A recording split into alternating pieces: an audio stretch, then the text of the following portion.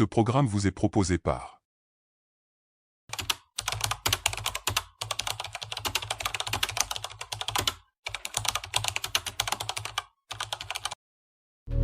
Actuellement, équipez-vous Toyota RAV4 chez Spécial Auto Garage et profitez des services achat véhicule qui va avec.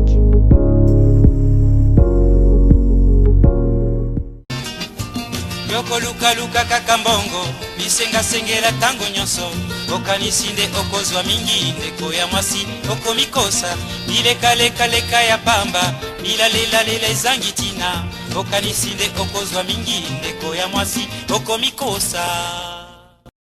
Bonjour, bienvenue dans la chaîne de l'entrepreneuriat et des investisseurs de la République démocratique du Congo et de l'espace francophone InfoSag avec l'émission Bonsoir Kinshasa d'aujourd'hui, focus sur le grand région minière, le Grand Katanga, même la décentralisation. Nous allons essayer de parler aujourd'hui avec des entrepreneurs qui connaissent bien cette région. Qu'est-ce qui bloque l'entrepreneuriat? Parce que dans les années 1970-80, le Grand Katanga avait des grands entrepreneurs qui ont permis que le Congo, parce que la ville par exemple de Lubumbashi, qui se retrouve aujourd'hui dans le Haut-Katanga, c'est vraiment une ville, deuxième ville de la République démocratique du Congo, poumon économique de cette nation si grande, première nation francophone en démographie, même en potentialité, parce que la République démocratique du Congo a plus d'atouts minières et plus d'atouts d'individus, parce que la deuxième espace de la francophonie, c'est la République française, 65 millions d'habitants, la République démocratique du Congo avoisine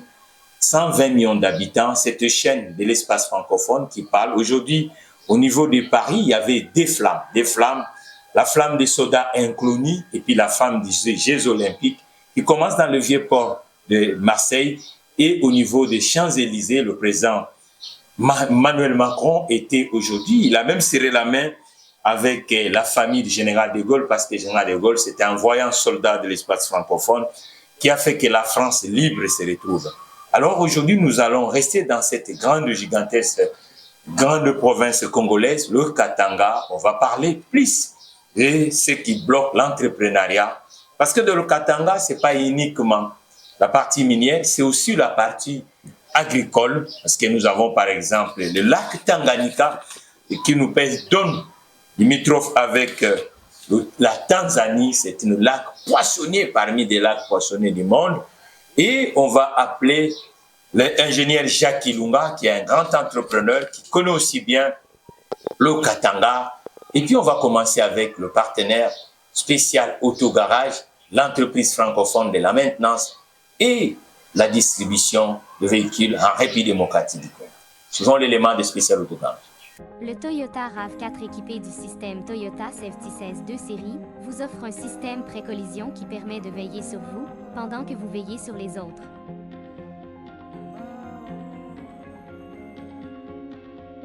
Actuellement, équipez-vous Toyota RAV4 chez Spécial Auto Garage. Vous avez suivi cette entreprise qui commerce en République démocratique du Congo et dans l'espace francophone. Bonjour, messieurs l'ingénieur Jacques Ilunga, l'entrepreneur congolais qui connaît bien la région congolaise, le Grand Katanga. Bienvenue dans la chaîne francophone de l'économie, InfoSag. Monsieur Jacques Ilunga, bonjour. Vous m'entendez? Bonjour. Voilà, donc bienvenue dans, mon frère, ça va bien. Bienvenue dans la chaîne francophone de Kinshasa, de l'économie InfoSag avec l'émission Bonsoir Kinshasa. Aujourd'hui, notre focus sur la grande poumon économique de la République démocratique du Congo, le Katanga.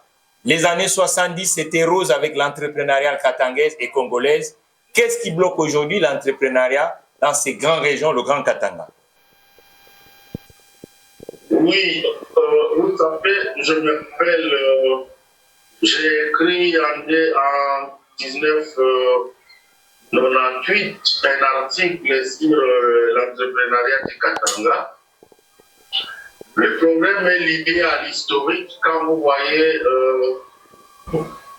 le pays, la RDC tout entière, qui est subdivisé presque en 6 blocs, les blocs du Grand Katanga, par l'histoire, est bloqué par le fait que l'entrepreneuriat, d'abord, déjà pendant l'historique, le fait que c'est la partie qui a été plus développée par les colonisateurs.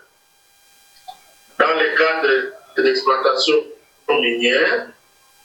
Les colonisateurs, vous savez, la politique de Belge était la politique paternaliste, où les gens vivaient déjà dès le départ avec l'espoir, quand je termine l'école, j'ai une place à la GECAMIN, j'ai une place à la SNCC. Il y avait des cantines où les gens pouvaient survivre sans problème. Les gens étaient bien logés, nourris. Ça veut dire déjà toute la jeunesse, en apprenant tout, espérer travailler là où travaille son père. C'est déjà un problème très sérieux. Quand vous voyez en comparant avec les autres provinces, comme la province du Kivu Nord Kivu, vous allez trouver que là, les gens entreprennent plus parce que les colonisateurs n'ont pas... c'est dans les endroits où les colonisateurs ne s'est pas beaucoup installés. Ça, c'est déjà le premier problème. Le deuxième problème, c'est que vers les années 92-93, avec les phénomènes CISO, la chasse au Kassaïen, on a fait rêver aux gens qu'on va faire la sécession. Quand on coupe les Katanga, les gens s'aiment mieux, les autres partiront, les gens vont prendre du travail. Ce sont les effets qui ont fait que ça traîne, ça traîne. Mais ce que vous constatez, c'est qu'après ces phénomènes-là, les gens se sont réveillés, ils ont compris que au juste le Belge ne rentrera pas, la GECAMIN ne rentrera pas à son état initial, la SNCC mêmement, il faut développer d'autres systèmes de survie. C'est seulement à ce niveau-là que les gens ont commencé à entreprendre.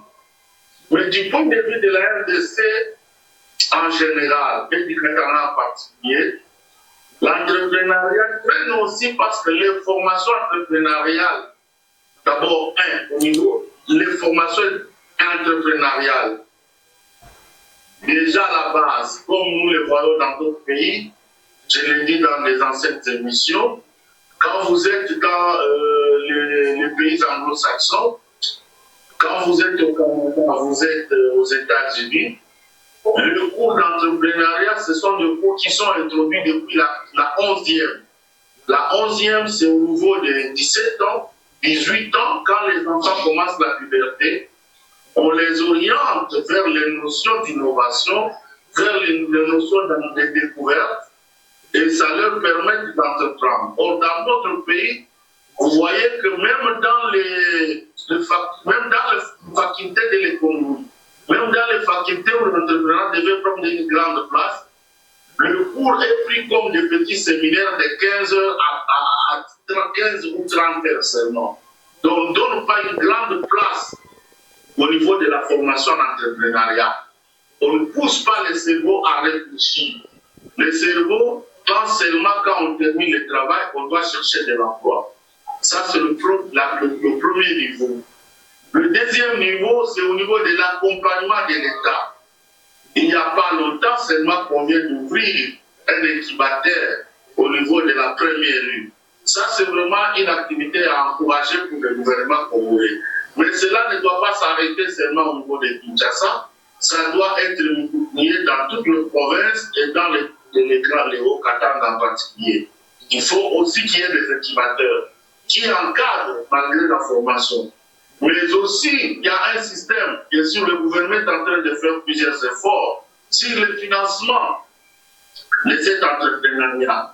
Quand toutes nos banques, vous savez comment elles fonctionnent, ils demandent des garanties, ils demandent des expériences. Or, un nouveau entrepreneur n'a pas de garantie à donner. Il faut que l'État congolais soit garant pour encourager les entrepreneurs qui commencent dans les incubateurs.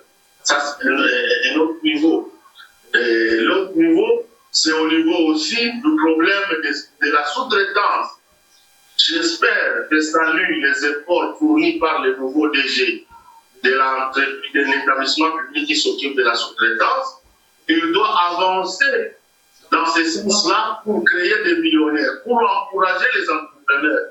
Parce que dans tous les domaines, quand ils entreprennent et qu'ils sont en collaboration avec des grandes entreprises et qu'ils sont payés, qui mettent les argent. Cela aussi, c'est un autre niveau de découragement de l'entrepreneuriat et que les autres vont suivre. Voilà un peu mon intervention sur cette phase. Donc, le niveau de la colonisation, ça c'est au niveau d'une culture qu'il faut enlever dans la tête des gens. Au niveau de la formation, il faut que l'État introduise des réformes dans l'enseignement sur les cours d'entrepreneuriat et des idées d'innovation, mais aussi les cours de développement personnel, que les gens se sentent responsables qui peuvent avancer. Mais aussi l'État doit mettre en place des systèmes d'encadrement des entrepreneurs avec la multiplication des incubateurs, dans les Katanga aussi, mais aussi au niveau des financements, l'État doit multiplier les mécanismes de garantie les nouveaux projets qui commencent pour encourager les autres à avancer, mais aussi ouvrir, parce qu'on peut entreprendre, il faut qu'il y ait des marchés. Ouvrir le marché dans la sous-traitance des jeunes qui entreprennent. Voilà un peu si les 4 niveaux, les 4 leviers sont pris en charge par l'État congolais. Je pense que d'ici 3 ans, 5 ans, nous créerons des millionnaires comme les chefs de l'État les prennent chaque jour. Merci beaucoup. Voilà un peu ce que je peux dire sur cette question. Ingénieur Ilunga, vous êtes entrepreneur, vous êtes quelqu'un qui aime l'audace de promouvoir. Vous avez dit que peut-être ça commence par la jeunesse de la colonisation, mais comment vous allez répondre à ce qui dit que le Maroc aussi a eu l'influence occidentale, mais on voit que l'écosystème entrepreneurial au Maroc, aujourd'hui, Eros, ça devient premier parmi les espaces économiques prospères. Il y en a qui vous diront aussi que la Côte d'Ivoire a été colonisée par le français. Comment fait-il côté de la Côte d'Ivoire aujourd'hui? La plupart des grands entrepreneurs ivoiriens essaient un peu de gagner le terrain, même dans le marché domestique. Qu'est-ce qui bloque aujourd'hui dans les entrepreneurs locaux? Parce que quand vous allez en Côte d'Ivoire, il y a des entrepreneurs ivoiriens milliardaires. Oui, je voudrais dire le système de la colonisation elle-même. Nous, on a connu un système paternalisme. Ici, les gens attendaient, ils sont formés pour aller remplacer les colons, soit pour aller déjà travailler dans les dispositions. Ça, c'est un problème. Mais qu'à cela ne tienne, il y a plus de 60 ans que les colonisateurs sont partis. Le problème, c'est à nous de faire de grandes réformes comme ailleurs. Je vous ai dit ici, la réforme sur l'éducation nationale. Le cours d'entrepreneuriat n'a pas beaucoup de place dans notre formation. Or, les jeunes commencent à développer déjà la curiosité d'observation et de recherche au niveau de 17-18 ans. Ailleurs, c'est à cet âge-là, la puberté, où on introduit déjà les cours sur le développement personnel, les cours sur l'innovation, les cours sur l'entrepreneuriat. Et là, ça avance jusqu'en dernière année. Cette réforme chez nous, elle n'a pas suivi.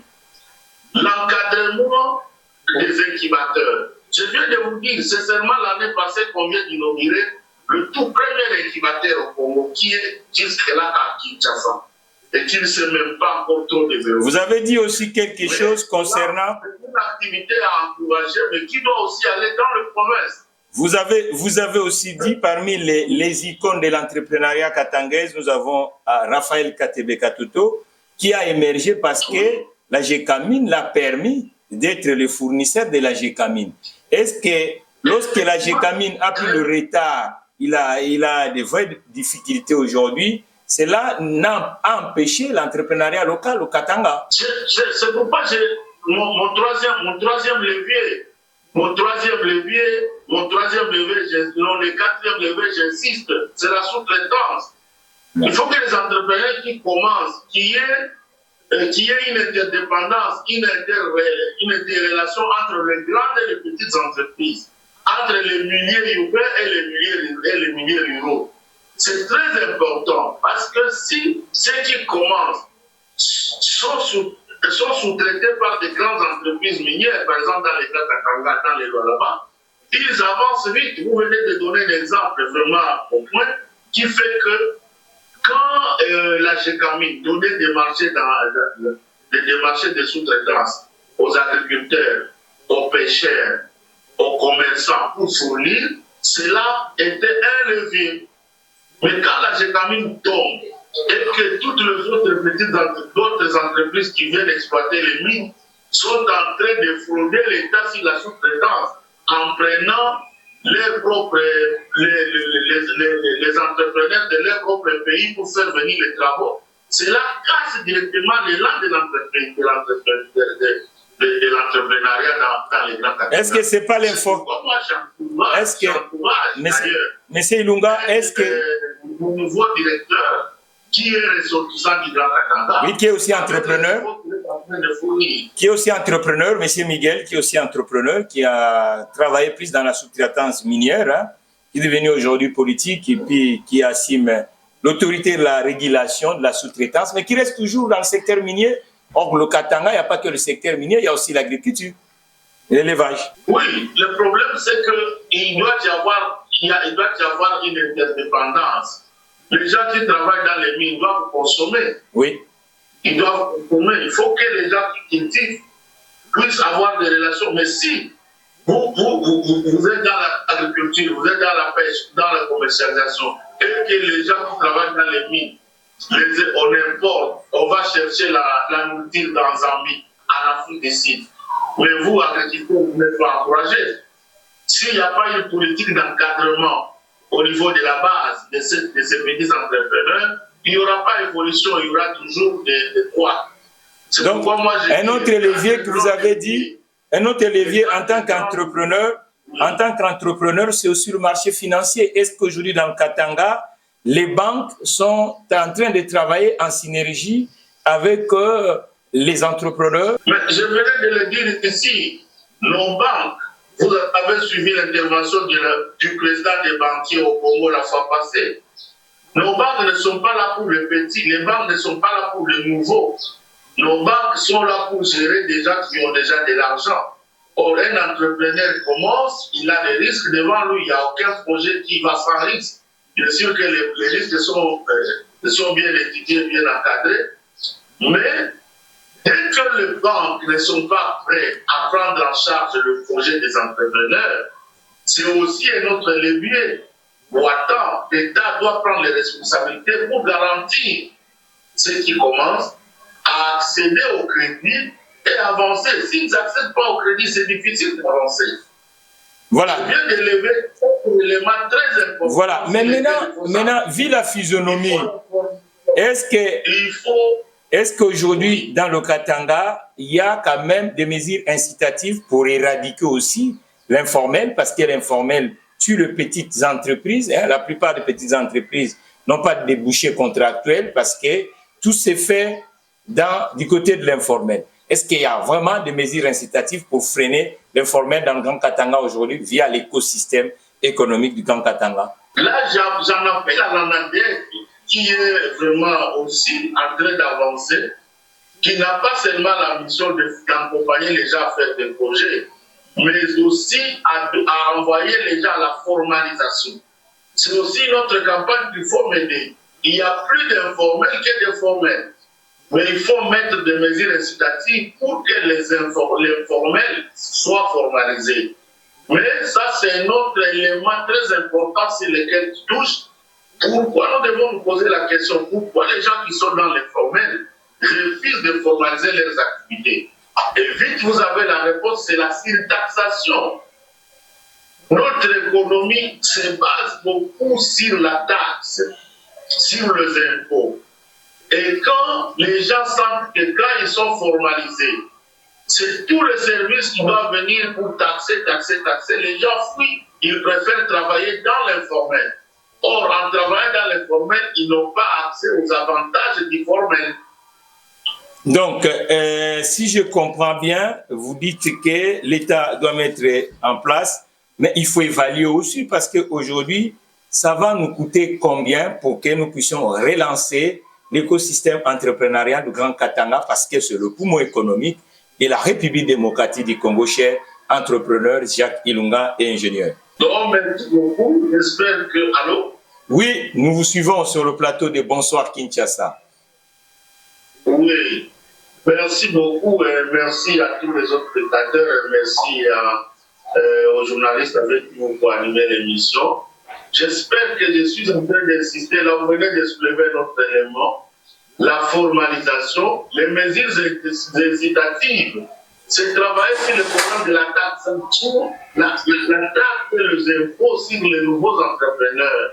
C'est aussi un autre élément. Parce que tout au début, si quelqu'un se sent qu'il peut être asphyxié par les taxes, il va se cacher dans l'informel. Dernière question. Plus on reste dans l'informel, dernière question, M. Ilunga. Que l'État donne comme mesure incitative. Dernière question, M. Ilunga, pour atterrir avec cette émission Focus dans le Grand Katanga, le retour des entrepreneurs dans le Grand Katanga. Est-ce que nous plaignons les Congolais, mais qu'est-ce qui fait la réussite des communautés qui réussissent dans les affaires, qui soient dans le Grand Katanga et même dans toutes les provinces congolaises? Nous voyons qu'il y a quand même des contes de fait, des sagas entrepreneuriales des autres communautés. Ils vivent dans le même territoire que les Congolais. Comment ils réussissent, mais pas des Katangais, pas les Congolais, dans la globalité. Les entreprises congolaises patinent. Mais les autres qui ont choisi le Congo comme le terrain d'agir, ils réussissent, monsieur Ilunga. Quelle est la différence? Non, ce problème ne se pose pas seulement au Katanga, ce problème se pose même sur l'étendue de la République. Vous aurez me posé la question pourquoi les Indiens, les Libanais qui viennent, ils commencent tôt, ils commencent plus petits, ils avancent. Oui, oui.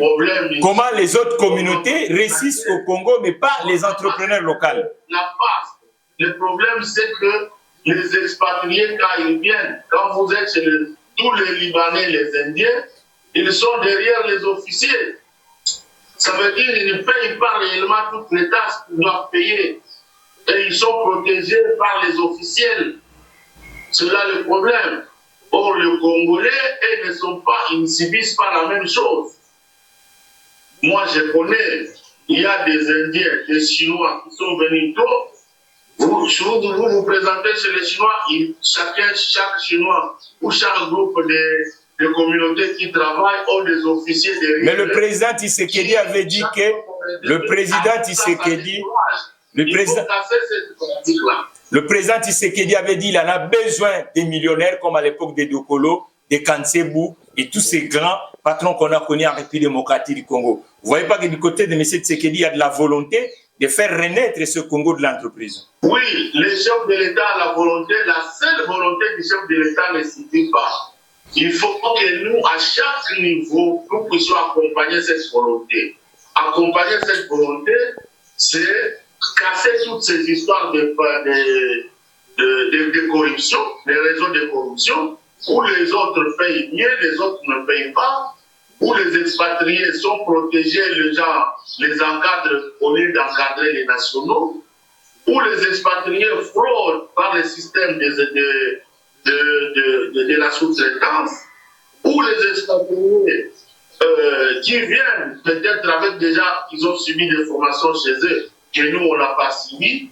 Donc, il y a tout ce mécanisme dans la réforme. L'État doit tenir compte de tous ces éléments. Je viens d'évoquer 5 grands problèmes sur lesquels l'État... Nous vous remercions, ingénieur Jacques Ilunga, entrepreneur de la République démocratique du Congo, pour votre présence dans ce plateau de Bonsoir Kinshasa, l'émission qui parle de l'entreprise et de l'investissement en République démocratique du Congo. Merci. À la prochaine émission, M. Ilunga. InfoSag, première chaîne des entrepreneurs et investisseurs en République démocratique du Congo.